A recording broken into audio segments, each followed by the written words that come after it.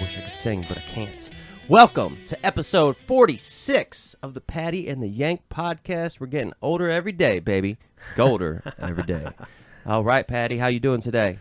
I feel good. Walk this way. Yeah, I feel good. I just had a lovely burger from a little burger place down the road called June Burger. Man, they make good burgers down there. Calling them out, dropping names. Yeah, Man. I think it's, for me, I think it's the best burger you can get in Taiwan. So there you go. Big shout out to June Burger. I don't know if they listen to the podcast. I think they follow the Instagram page. But like all you listeners or knowers out there should do as well. Help us out a little, you know. Follow us. Share us. Yeah. Check us. Share us. So for new listeners to the podcast, at the end of each episode, we usually feature music from original artists. And today we've got a guy at the end of the podcast called Richie Duprey, and he's from Armagh in Ireland, and he's an electronic producer and DJ, and yeah, stick around for one of his tunes at the end of the podcast. And yeah, that's it. We support art, we support creativity, we support the real. You feel? We support Geen. All right, yeah. Let's jump straight into today's topic. What are we talking about today? Alien abductions, I believe. I believe your exact words were real alien abductions, if I'm not mistaken. Okay, that's probably was my real words. Yes, real alien. I like how you said your words were real alien abductions. I like you have an objection to my words, Yank. That's how I felt 48 hours ago. And then I have been burying myself in this shit. I didn't want to do it. You said it. I didn't want to do it. And then I decided to do it anyway. And I buried myself. And after burying myself, my dubious feelings have been challenged. Yeah. And now, just like I felt in the last episode, I feel a little confused. Okay. Because my doubt was certain. So you delved into... So I looked into Travis Walton. Okay, who's Travis Walton? Travis Walton... I'm saying that right? Yeah. Travis Walton was a logger that was apparently abducted. And his story became extremely famous. So much so that they made a movie about him, and he wrote a book about it, and he spent his entire life making money off his abduction. Exactly. And that's one reason that I doubt him, is because it's turned into a career. I believe going to like UFO, because they're like, there's a website called UFOstalker.com. Okay. Where people who have seen UFOs go there and they post their sightings and stuff. And there are also UFO conferences. There are meetings all around the world. There are groups of people. And I was thinking like, man, if those were the problems I focused on, I'd probably forget about my real problems. Because I'd be too busy focusing on this other shit. Yeah. I don't even know if it's real. Can you, so before you, I'll tell you a story. I got no problem with it. Before you tell us his story, before you done your research on UFOs and stuff like that, did you believe in extraterrestrial life or UFOs? Not at all. Not at all. Did you believe in ghosts or spirits? Hold on. Sometimes I jump the gun. I realize that when I use the word admire for Geen. So let me closely examine my beliefs. I've seen fairies. I've seen fairies on ayahuasca. Okay. Those kind of seem like aliens. Okay. And I know the stoned ape theory, which is that our ancestors ate mushrooms that grew out of shit. Yep. And were, so I've heard, the result of accelerated evolution. Yep. So do you believe in ghosts and spirits? So I wonder if psychedelics were a gift. Answer the question, Mr. Yank. Do you believe in ghosts and spirits? I wonder if psychedelics were a gift from aliens, and then I wonder, there's this, Muhammad and Jesus and all this stuff. Mm-hmm. What if it's true? But what if God is actually just an alien? Or what if aliens are gods? Or what if we saw aliens, but we just perceived them as gods? What if the Egyptians really did see shit, but it just wasn't what they thought it was? There you go. So, you think God and ghosts are phooey? So you think they're connected? You think aliens are phooey? I think like they seem like very similar in the human perception, in the human psyche. They seem similar. Ghosts, good point. Aliens, and gods. Yep. They all seem like they come from a similar place, either in our psyche, our brain, our perception, or from the world. And ayahuasca and psychedelics in specific, they show us things that you can't see with your normal conscious mind. I was just about to say that technology that we've developed now in modern times also show us things. Like, let's say a lot of pilots, fighter pilots, American fighter pilots and different things like that are picking up these craft on their radars that are unidentified. They don't know what they are. Now, the US government, I think it was last year or the year before, they have acknowledged that, yes, there's craft out there that we don't know what they are. We did not make them. They do not come from this planet. Years ago, that stuff was all like, no, it's all fooey, it's all blah, blah, blah. But recently, they've come out and declassified a lot of information. Well, that was a part of the COVID relief package in the U.S. Okay. Part of the COVID relief package was the government stated they would release any and all information they have on UFOs within the next 6 months. For some reason, that was part of the deal when Trump was president. Sounds kind of wild, right? And I wonder if I got that right. Yeah. And they did, as far as I know, but they didn't call them UFOs. They changed it to UAPs. Yes, they changed the name. Which stands for Unidentified Air Projects. ET phone home? I don't know. Oh, shit. So UFO stands for Unidentified Flying Object. Right. And they changed the name to what? QAP. UAP.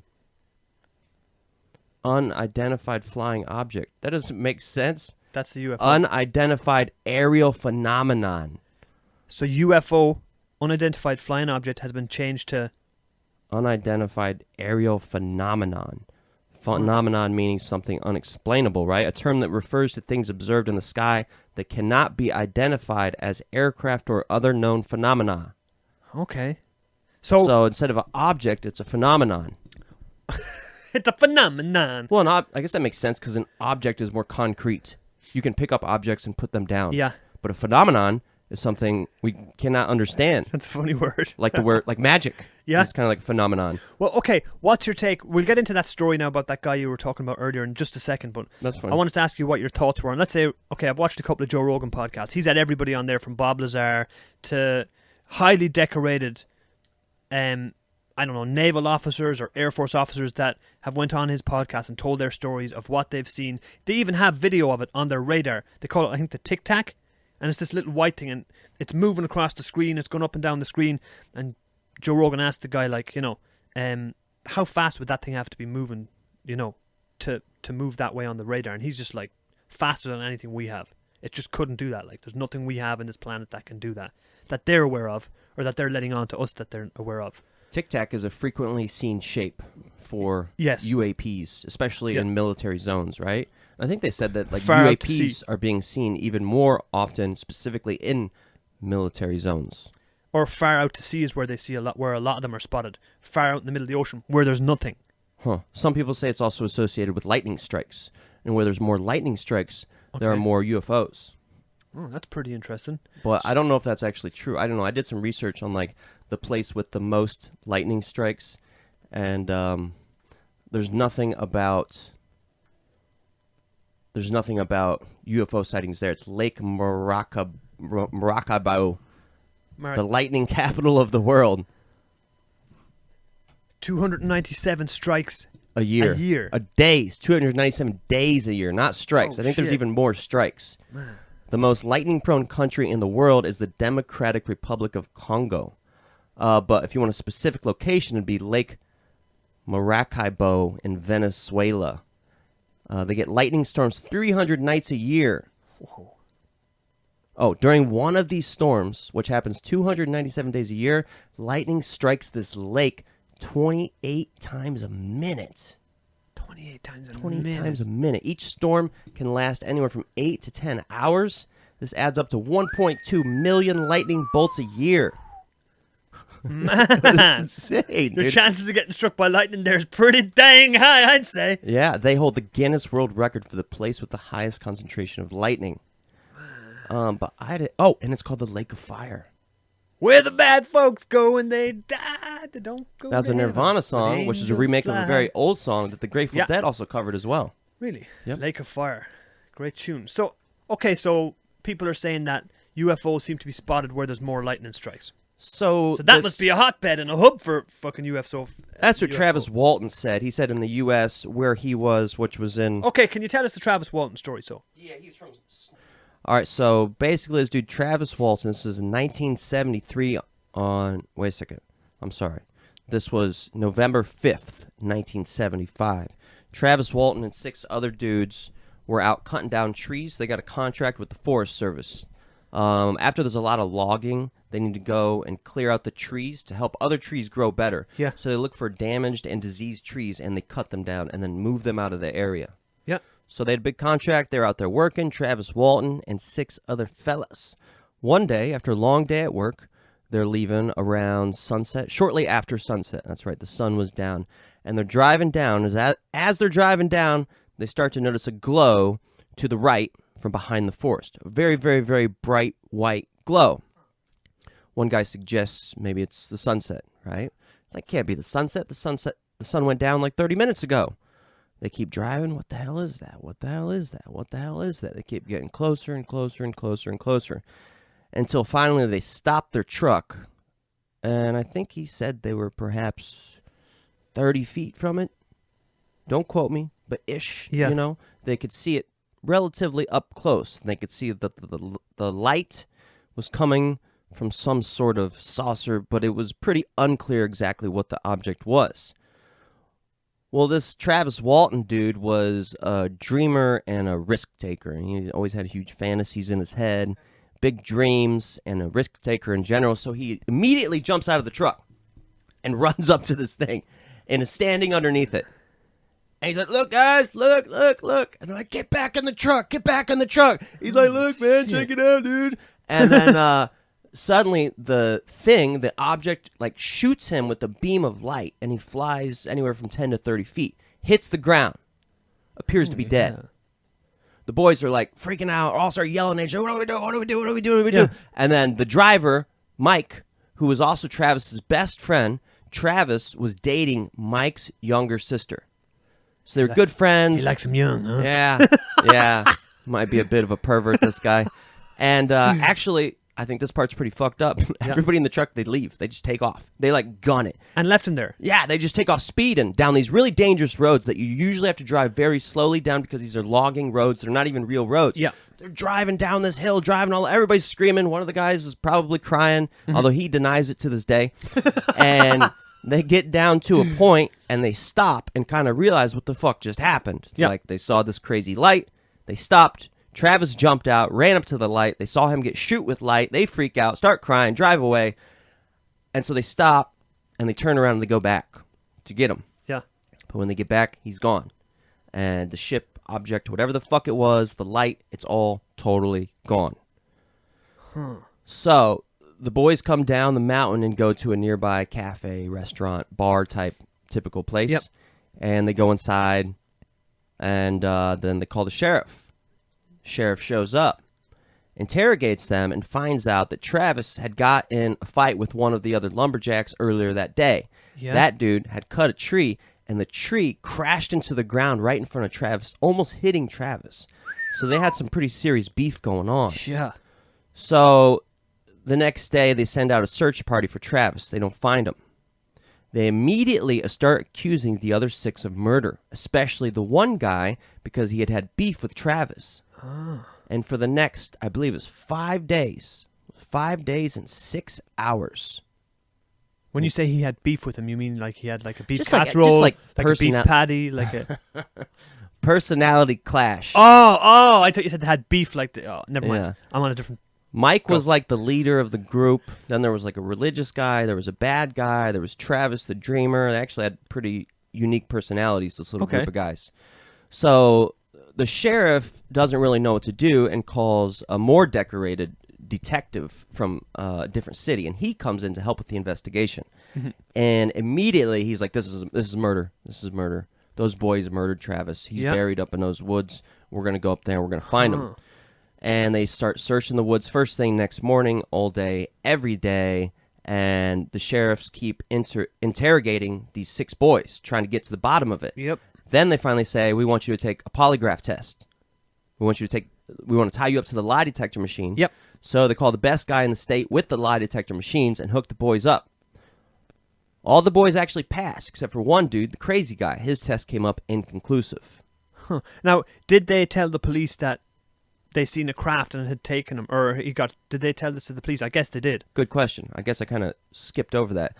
The boys all said the same thing. They saw this bright light filling the forest. Yeah. It looked like it had the power of the sun almost. And they saw Travis get out of the truck, run up to this thing that was floating. Mm-hmm. They saw Travis get shot with light. They saw him get flung through the air and crash into the ground. Yeah. And then they saw him laying limp. They all sped away. Okay. Probably in shock. Yeah. Stopped, turned around, yeah. went back, looked for him. He was gone. That was the story they delivered to the sheriff. And that was the story they delivered to the town. So immediately there was all this press coverage and all these people coming from all over the country, from all over the world, actually. And hanging out and trying to interview them every day. And actually, I think these guys all started having nervous breakdowns. And we can only imagine what Travis was going through, but his friends were all having nervous breakdowns. Okay. So they're being attacked by the sheriff, they're being attacked by news reporters, and they're being accused of murder. Totally accused of murder for 5 days.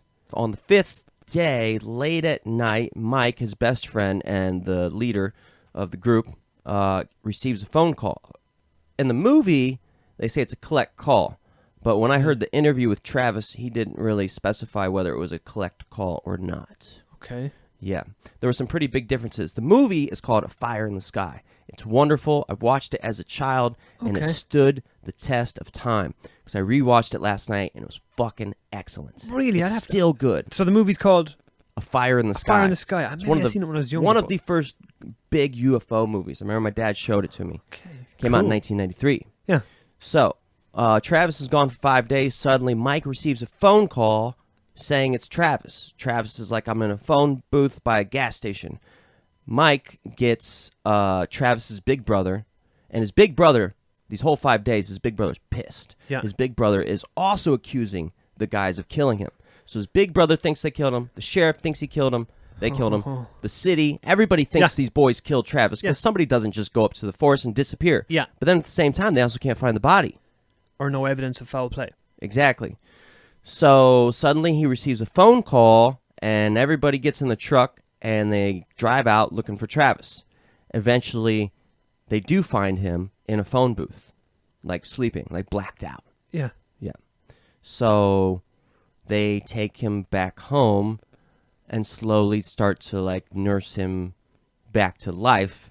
And then obviously, everybody he's in shock. But the family finds out, the city finds out, the sheriff finds out. Everybody wants to interrogate him. Everybody wants to ask him questions. And basically, he has his story, and he's sticking to it. And he's told that exact same story ever since 1975. He's told it all over the world. He's told it in book form. Okay, and what is his side of the story? So we know them guys, their side of the story. What is his side of the story? What happened to him? His side of the story is he got out of the truck, ran up to the ship, got shot. Next thing he knows, he wakes up on a raised table, and around him, he sees three beings or creatures, big eyes, noses, but small noses, small mouths, no facial expressions, very light, thimble, weak, and no speaking, no facial expressions. And he freaks out when he wakes up on this raised table. As you would. Right. And he starts flailing, and he picks up this clear glass rod type object and swings it and hits one of them. And he fell back into the other ones pretty easily, he specified, as if he was light like a child. Okay. Keeps freaking out and wailing until suddenly, like a few moments later, a man walks up, a man in a blue suit with a fishbowl-like helmet on his head. This man walks up smiling, trying to calm Travis down. Puts his hand on Travis and helps Travis come to a standing position. Travis feels safe at this moment because he sees something he recognizes. Emotion. A person with human features. Okay. And a smile, right? And so he grabs Travis by the arm and stands him up and leads him out of the craft and down a ramp. He then takes him into a building that looks like a quarter of a cylinder on its side and takes him into the building. In this building, he encounters more people that look like people, even a woman. And he said the woman was like the ideal woman, perfect, flawless, no blemishes, no nothing like that. I believe he said they laid him down on another table. And at that point, they put some sort of like mask over his head. And the second they put the mask over his head, he blacked out. Almost as if it were some form of anesthesia. Huh, okay. Yeah. And then, the next thing he knows, he wakes up. He wakes up where he was abducted. In the exact same place. Oh, really? Yeah. And then walks and walks until he gets to a phone booth and calls Mike. And basically that's the story. He wakes up to 3 aliens surrounding him. He freaks out. He attacks them. Then a friendly-looking man with a fishbowl-like helmet comes in, takes him out of the craft into a building where there's a woman that he sees. They lay him down, put a black mask or something over his head that causes him to pass out, and then he wakes up back where he started. Oh, and when he woke up, I believe he said he felt cold air, and he also saw the ship in front of him in the ground. And I believe he said he watched it float directly up and away. Really? And then he got up and walked away to the nearest phone and called Mike. Holy hell. So what do you think of his story? When I watched his interview, okay, number one, this was in 1975. It's 2022. That's 22 plus 15, 37 years ago, right? Yep. Kind of makes me think about my Ibogaine experience. You remember when I told you that? Yep. And how I told it very magically with these witches, with snakes, yeah, like all that stuff. Yeah. It made me think about that, and it made me wonder, do I even remember that correctly? Like, how well do I even remember it? And have I been telling it a certain way for so long that I've started to believe it's that way, even though maybe it wasn't necessarily that way? But the thing about his story is that there was 5 other guys there that seen... Yeah, the thing is, though, the people he was with were accused of murder for 5 days, and they all passed a lie detector test 3 times. Yeah. They had to take the test 3 times to prove it was right. Holy hell. And all of them passed every time. Except for one guy, the first time, it was inconclusive. Yeah. But it shows that they were telling the truth, or at least they were fully convinced they were telling the truth. Man, and they were accused of murder, and where would he have survived? I don't know. They couldn't find him. They couldn't find him for 5 days. That's interesting. They couldn't find him for 5 days, yet he ended up back in the place where he was abducted from. Yeah. Some of the weird things he claims is that he had more encounters in his future. Like one time he was driving away from a conference with his son in the car, and all of a sudden in front of them he saw this black triangle-shaped aircraft in the air that at first appeared to be one light, but as it approached them, it got closer and closer and closer. The one light separated into 3 lights and then showed itself to be some sort of triangle. And then they sort of like kept driving, watching it, and then it like shot out to the Atlantic Ocean. And then he also claims there was this one time where he was laying in bed sleeping, and then suddenly he just was sprinting down the hallway. And he feels like it wasn't him that did that. He feels like the aliens forced him into action. And it just makes me wonder. I don't know. I've had feelings like that. I've had feelings. I've danced with the dead before. Not the band The Dead, but dead individuals. Yeah. I've had. I was going to ask you that. What's the most supernatural experience, or the closest thing to a supernatural experience you've ever had? To a supernatural experience, I'm not really sure. I saw a couple of like meteor showers when I was a kid. When I used to live out in the countryside, I was coming home and it was like the fucking sky. It was like there was a fucking ball of fire falling from the sky, and I was like, "What the fuck?" That's not a supernatural experience, I guess. But no. One time from smoking a lot of ganj, I was at. Everybody was playing pool and I was standing beside this guy talking to him, and it's like I kind of was gone somewhere for a minute, and then I just came back to myself, to my body or whatever at that, and I was like, what the fuck? I was just completely gone. I don't know if you call that a supernatural experience. I don't know. I haven't had any supernatural experiences. Is DMT a connection to the divine? But you don't believe in the divine. I had took DMT a few times as well. What was your experience like? Amazing. The first time I took DMT was the greatest drug experience of my life. Can you tell me about it? Yeah, okay. I was out in Australia, and we're in the middle of the forest, and there was like 6 of us sitting around in a circle, and we all smoked the DMT, and then we just lay down on the ground, and it was like I closed my eyes, and it was like I was getting shot out of a fucking catapult, or I was strapped to the side of a rocket. I was just blasting to space to wherever like that, and all these fucking colors and shapes, I can't even describe them, were just like appearing in front of me, my vision. And then that kind of changed. It was all going really fast, like it was happening super fast.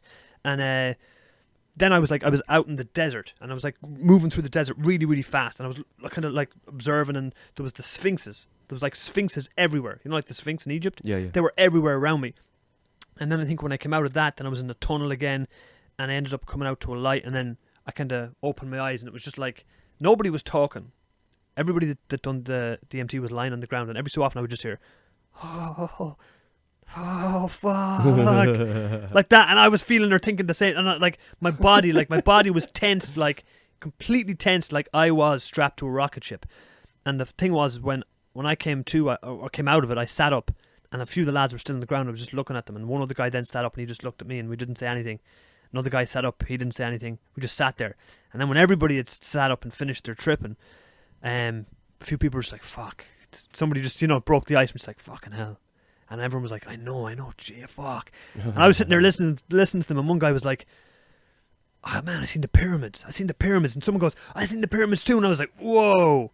I was like, all right. I said, I was in some desert. I said, and there was sphinxes everywhere. I didn't see any pyramids, but there was like sphinx heads everywhere, and the shapes. And I felt completely like calm and at ease and completely content. Like I had this massive weight lifted off my chest or shoulders. I don't know. I just felt content.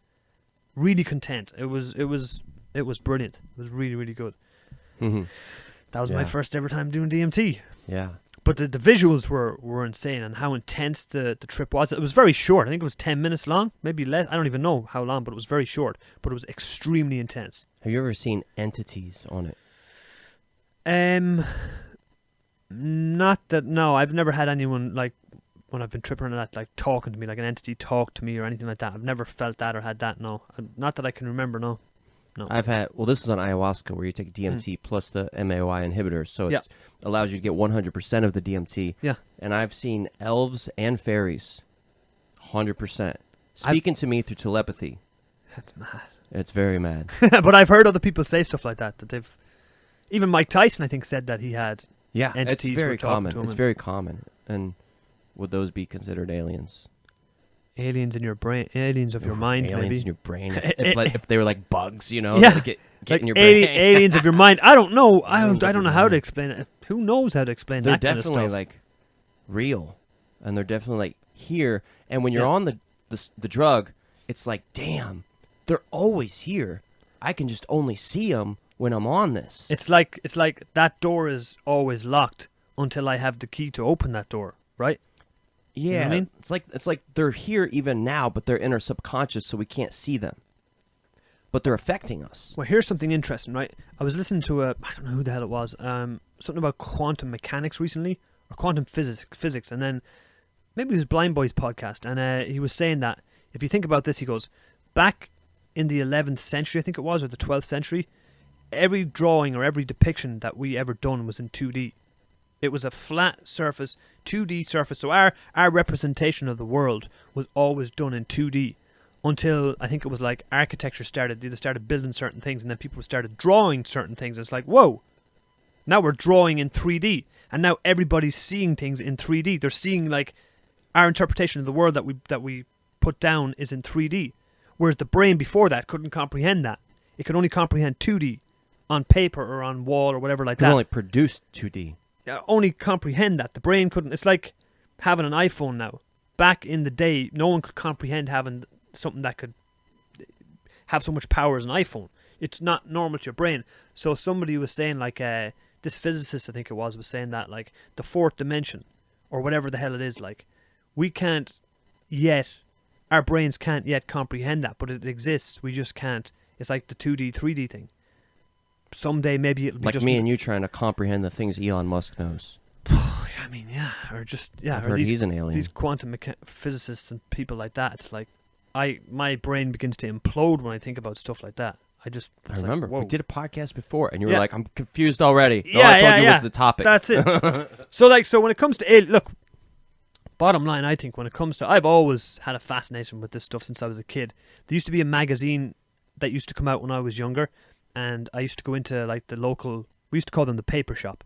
They would sell like magazines, newspapers, Great stores. and candy. What do you call them? Good smell. I don't even know. My dad used to take me to places like that. The Yeah. magazine shop? Okay, yeah, The bookstore? Yeah, I don't okay. know. We used to call them the paper shops or the paper shop, and they used to have this magazine. Like they'd always have Nat Geo or dinosaur things, and each week you'd get like a part of a dinosaur thing, or they had one for cars or people that like to build old model ships and stuff like that. And there was one that drew my attention straight away, and it was called Spine Chiller.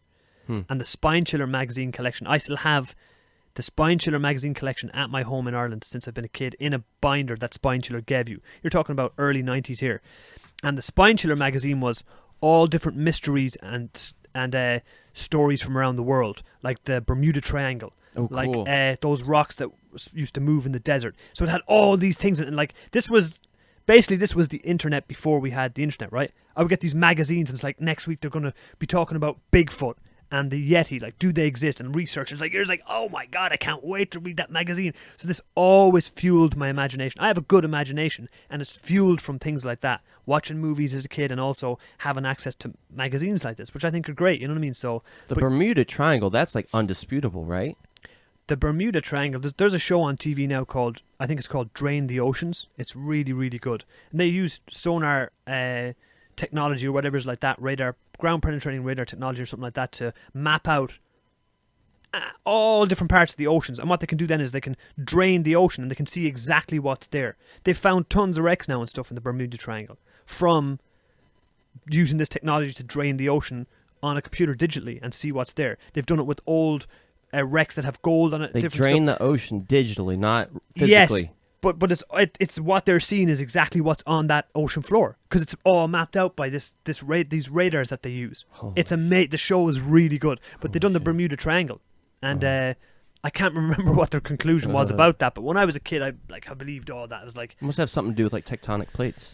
I can't remember what the hell it was again. I seen it on that. So if you want to find out about that, watch Drain the Oceans, and they explain that. They explain the Bermuda Triangle. Because when I was a kid, there was no answer to these things. There was just no answer. You didn't have the internet. You didn't have these things. So it was like you read about it in a magazine. It's like, fuck.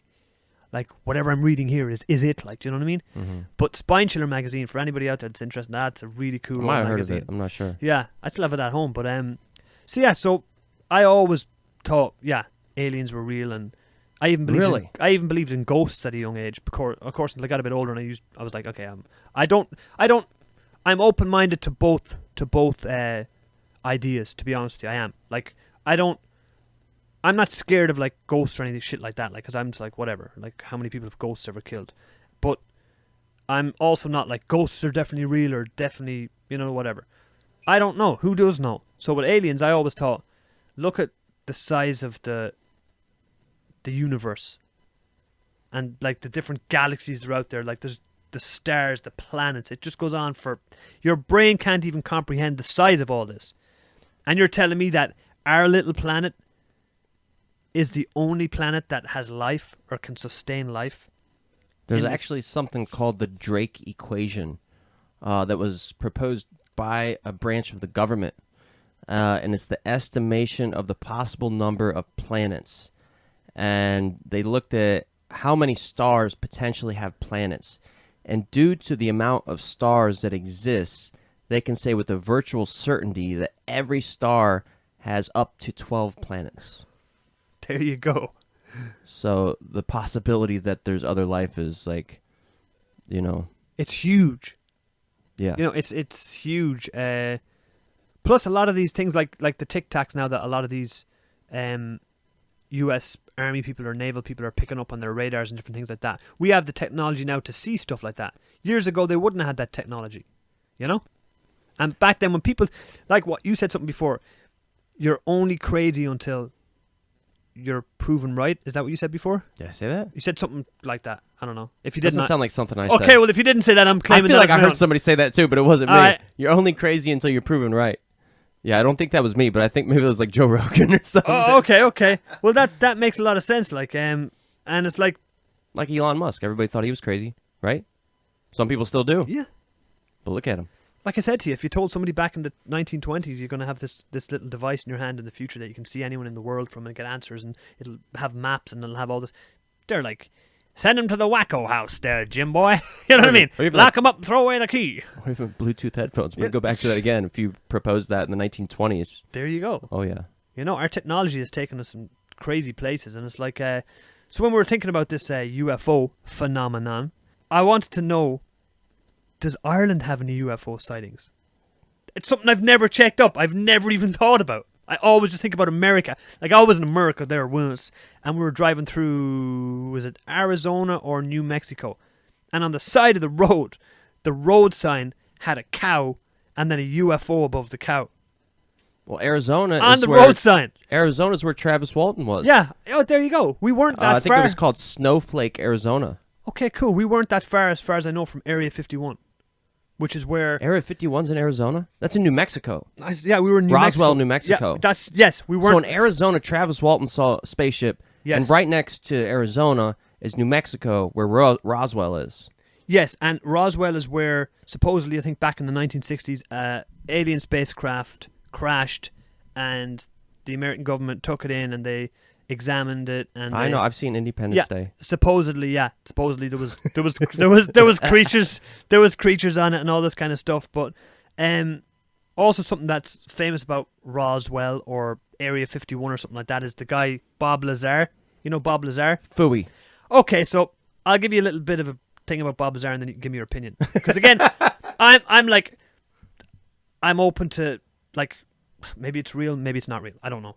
So Bob Lazar, his Wikipedia page is funny because it's like, if you watch the documentary on him, he's saying that, you know, the American government wiped all his college records. They wiped his records of him working at certain places. They've done all this stuff to discredit him. Right. Which is fair. Yeah. I mean, that's a very big possibility. It's a very CIA thing to do. Yes. Or FBI. It's very believable they would do that. Yeah, exactly. So Bob Lazar, according to the Wikipedia, is an American conspiracy theorist and self-proclaimed physicist. See, they would write that self-proclaimed too to discredit him again.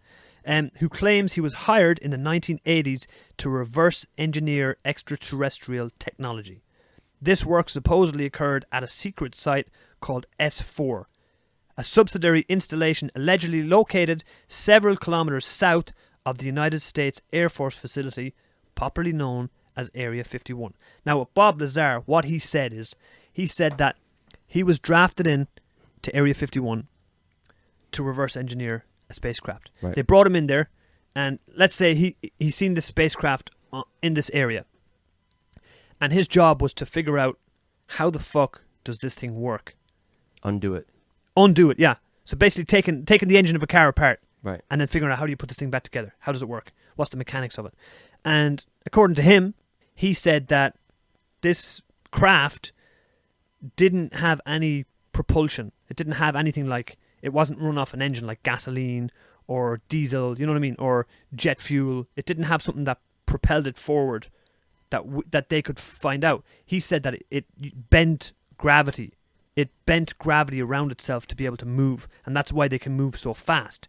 It doesn't have to have a propulsion. Just like the Tic Tac in all these radar videos that they're showing you. They're moving across the screen, but there's nothing coming out the back of them. There's no fumes or fire. Like nothing pushing them. There's nothing propelling them. Propulsion essentially means push, right? Yes. Push forward. Yeah, and if you drive a car, if you put a car on an infrared or whatever like that, you'll see something coming out the back of the exhaust, right? You'll see fumes coming out, and that propels the car forward. Right. Because there's fire. It's whatever, the pistons or whatever the fuck it is, the spark plugs, whatever, that ignites the fuel that propels I'm just picturing fire shooting out the back pipes. That's a good thing. That's a good thing to picture, right? Yeah. He was saying that that's not the case with these crafts, that they bend gravity. And anybody that's seen these crafts, any U.S. What would you call these? U.S. Army? U.S. military? U.S. military. Military intelligence? Yes, any of the U.S. military that have seen these crafts when they've been flying their, like, jets or anything like that, or seen them on the radar, they've also said that they've never seen any kind of fumes or propulsion of these objects, yet they can move at, like, lightning speed. So, well, how about the Tesla? What about the Tesla? Does it have propulsion? The Tesla is battery powered. It's battery powered. So that's a good question. I don't know. I don't think so. But how could you... So we're like approaching having that technology. Maybe. You know what I mean? Yeah. Maybe that civilization is older than us, so they got to it sooner. Oh, yeah, that's a good point. But if you think about it, right, a Tesla can run from, let's say, how many kilometers can a Tesla go? I have no idea. And how fast can a Tesla go? One of Very these fast. crafts supposedly can go from, like, can travel, like... Almost light speed. Yes. So that's well, if you're way manipulating your beyond. environment, right, you almost become godlike. That's crazy. So anyways, Bob Lazar came out with this, and he also said that he took this thing from Area 51 called Element... Do you know it's Element 14, Element 214, something like this? And he said it was what they used to fuel the craft. It was what powered the craft. And he reckons to this day that he still has some. I think he lives in an undisclosed location in the desert somewhere. He said that all his records have been wiped from him going to this university. All his records of him working at this certain place were wiped. He went on Joe Rogan before and told this story. And he's Him very... and Jeremy Corbell. Yeah. Jeremy Corbell made a documentary about him, He's right? He's very I mean, he's very intelligent interesting and eccentric. Very intelligent. Eccentric's maybe not the right word. And yeah, I would recommend anybody that's interested, just go and watch a documentary about Bob Lazar. Watch him talking. Watch an interview with him. But there's proof that, like, when he was young, like high school, like he took a go-kart or something and hooked a rocket up to it. There's video footage of that. He won a competition. Right. That was in the paper. That was something that he talked about in the documentary. Right. They tried to dispute that any of that happened, and then he found the newspaper article about him engineering this craft at a young age. And he said that was why he was recruited, because of his expertise and his ability to do this. And I believe he's still a scientist even today. Someone was interviewing him like present day, and he's still working like in a lab. Like he's a legit scientist. There's Really? no doubt about it. And he was doing crazy scientific projects with rockets when he was in high school. There's no doubt about it. There's proof of it. So... Okay, so in 2017, Lazar's workplace was raided by the FBI and local police, which Lazar theorizes was to recover Element 115. So Element 115 is what he said he took from Area 51 and is what he thinks was used to power this alien craft. If what you're saying is true, if the FBI I don't know. actually raided his place in 2017, They did, I feel like that's proof Yeah. that he knows something they don't want him to tell the masses. You would wonder why they wouldn't just kill him. You definitely wonder why they wouldn't kill him. So this says records obtained through a Freedom of Information request show the raid was part of a murder investigation to determine whether his company sold thallium to a murder suspect in Michigan. Lazar is not listed as a suspect in the investigation. I mean, again, That's pretty weird. They can That's very random. They can give any kind. Yeah. Yeah, they can say anything they want, right? I'm surprised. Yeah. I'm surprised. Like Joe Rogan hasn't been like taken yet. Oh yeah. He's got to be number one. Like, this guy is a fucking problem. We need to get him gone and off the fucking air, because he is not helping the government in any way, shape, or form. Well, I mean, yeah. I Or don't maybe know. he is in some maybe ways. he's I distracted. don't know. Maybe it's all a distraction. You know, who the hell knows? Could be. The more people pay attention to shit like aliens and Bigfoot and Bermuda Triangle, the less they pay attention to what the government's doing. What's really going on? Here's something interesting for you too. What's his name? Tom DeLonge. Tom DeLonge. Tom DeLonge, the guy from Blink-182. Okay. What He's did he a play? Not the huge- drummer, obviously. I think he was the singer and the guitar player. Okay. The singer and Like guitar lead player, gay, Blink-182, kinda. yeah. Lead Oh, gay. yeah, small things, truth can't. Yeah. Him. I liked him at the time. He's like one of the top UFO guys in the world now. Really? Like, he sits down with top generals in the U.S. Army and different things like that. And yeah, he went on Whoa. Joe Rogan as well. Really? And Steve-O's podcast and talked all about this. And it's crazy. And he's like certain, 100% certain. And like, he's got intelligence, he says, from like high-ranking officials and stuff like that. Another guy is, what was the name of the guy? The actor, Canadian actor. He was, what the fuck's his name? This is gonna, not John Candy. John Belushi? No. Oh, we're going down a rabbit hole. Hang on, what's the He's name? Canadian? He's Canadian. Seth Rogen? He made his own vodka with a skull, the skull vodka. He went on Joe Rogan and he talked all about his alien encounters. He's reckoned he's had like 3 encounters with aliens. Jeremy Corbell? I'll get it, 1 second. I have no idea. This is pretty trippy. He was huh? also in the movie. That's really trippy. He was also. It's very fitting. He was also in the movie The Coneheads. Dan Aykroyd. Dan Aykroyd! That's what I was going to say, but I was like, Dan Aykroyd's not Canadian. Dan Aykroyd's Canadian. Okay, yeah, so he's the original Ghostbuster. Yes! He was on Joe Rogan. I never watched it, but Yeah. he's an avid believer, right? Big time. Crazy. He said that he's had like multiple encounters with alien spapeships. So Like is he's he seen them. schizophrenic, or is he seeing real shit? When he, Are all these Okay. people just schizophrenics?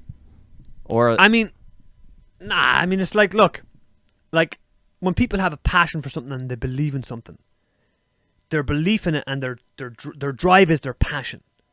Like when Dan Aykroyd went on there and talked to Joe Rogan, it's like I took that with a grain of salt in one way. Joe Rogan said that? No, I'm saying it. Oh. I took what Dan Aykroyd was saying kind of with a grain of salt.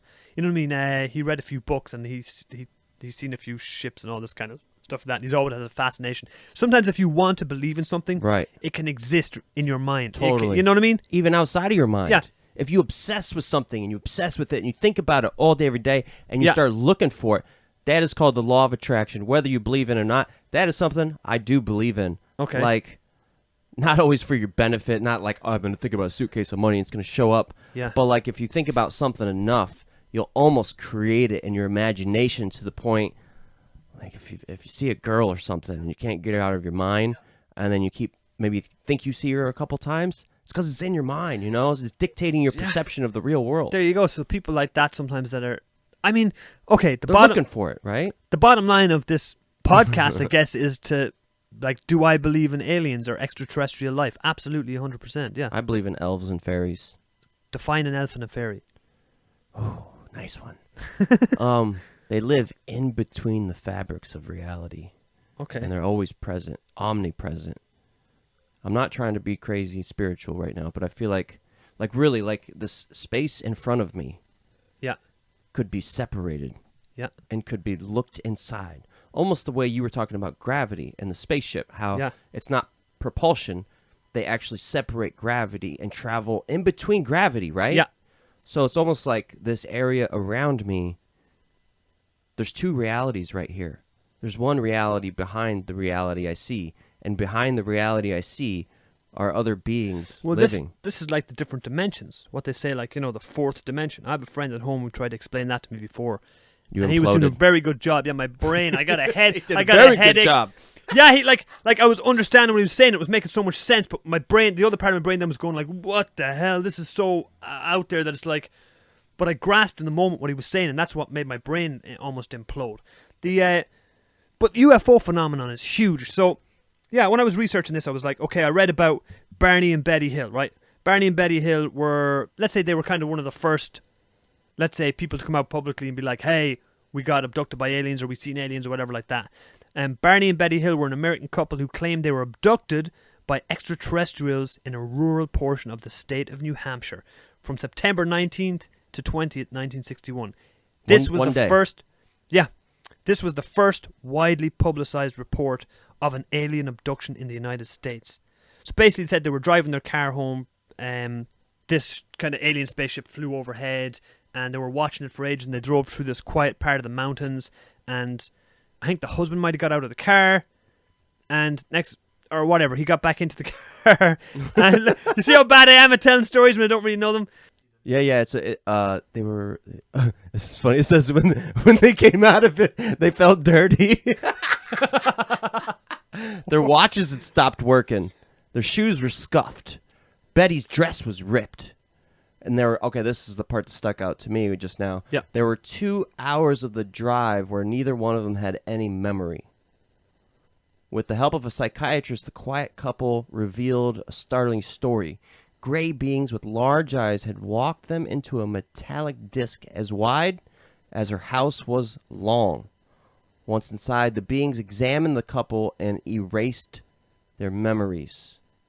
And she wrote a few books. These guys were studied by a lot of psychiatrists and that, weren't they? And she drew out some star map that they got shown by these aliens they got abducted by. How could she do that if they erased her memory? I don't know. I think I think her memory started coming back to her. I think it was called the star map. What the hell was it called? Check this out, because I saw this when I was looking up Travis Walton. Their experience, Betty and Barney, right, would kick off an Air Force inquiry, part of the secret initiative Project Blue Book that investigated UFO sightings across the country.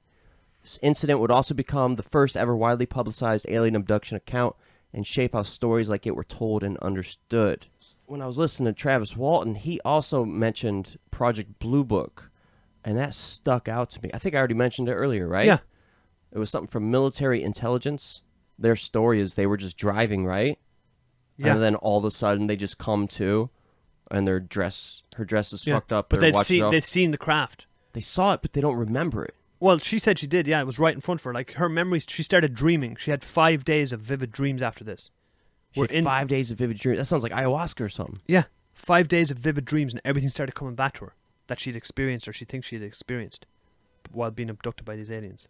I think that's kind of how Travis claimed it was, too. Like, afterwards, slowly, he started remembering the experience piece by piece. I think that's how he wrote a book about it. I think the book is also called A Fire in the Sky.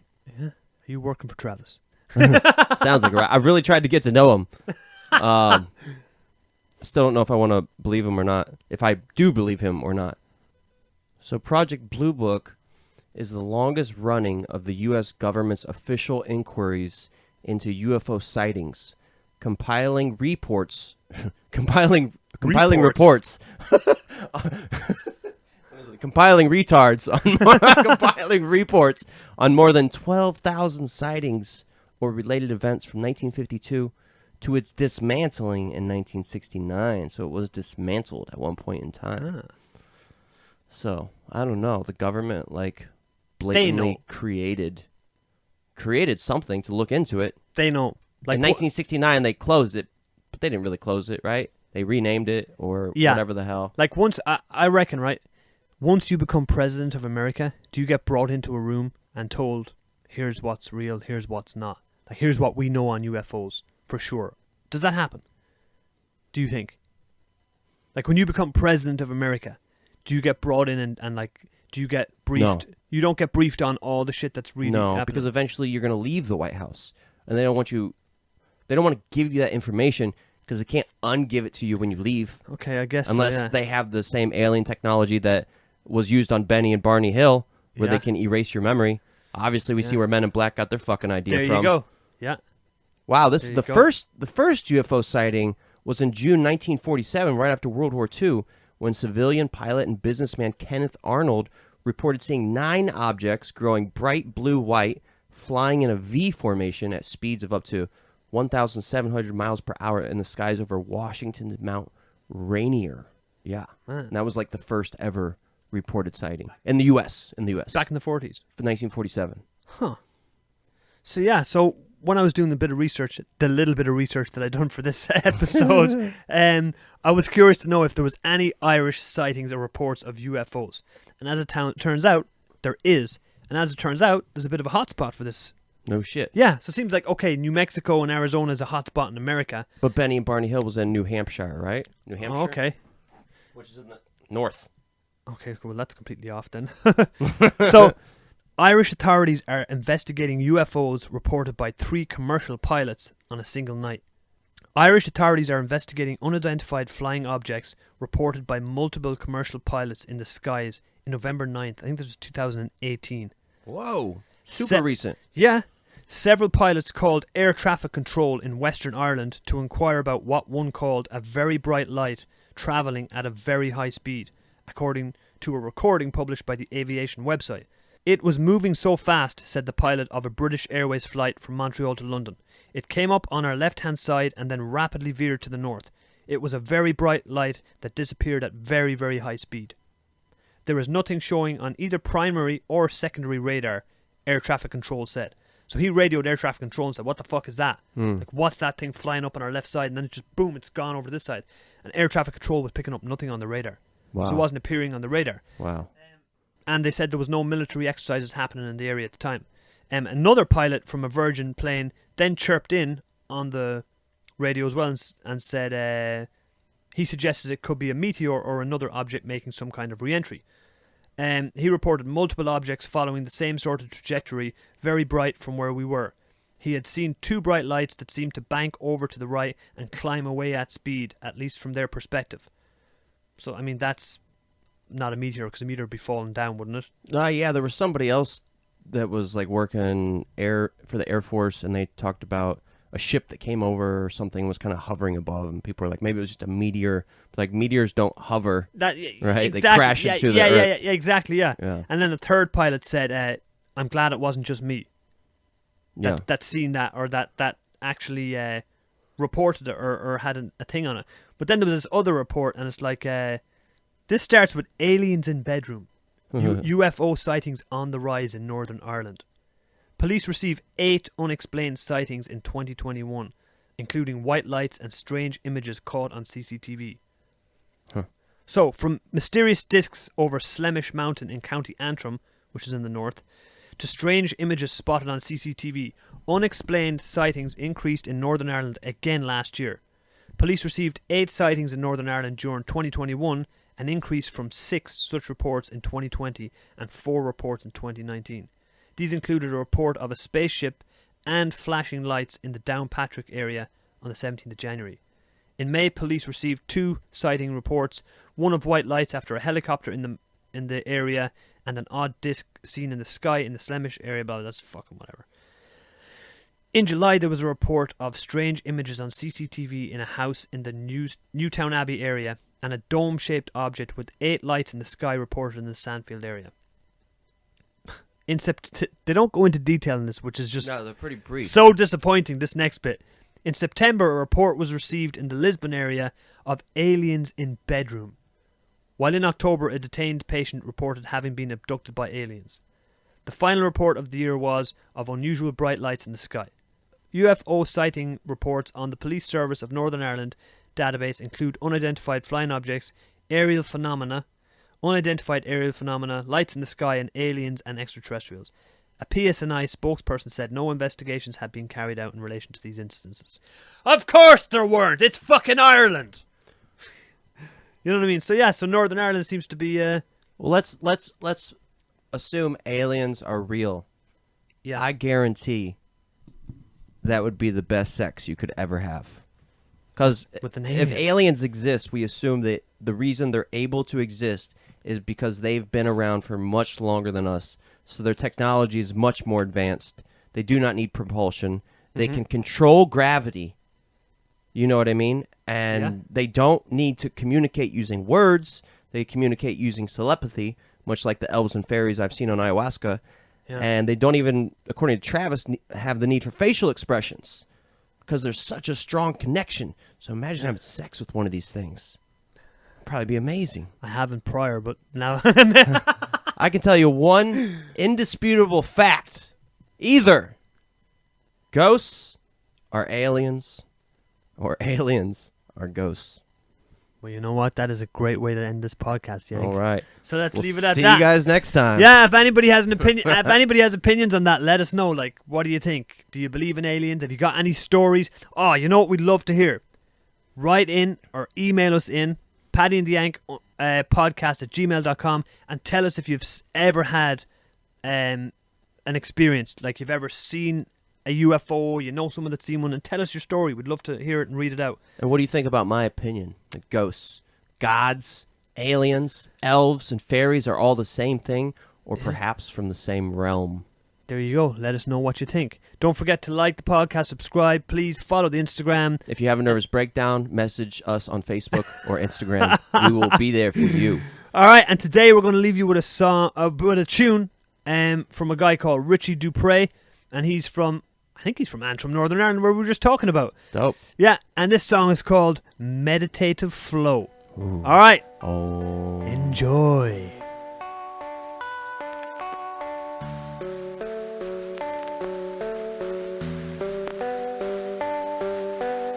Sometimes I'd go off and meditate by myself.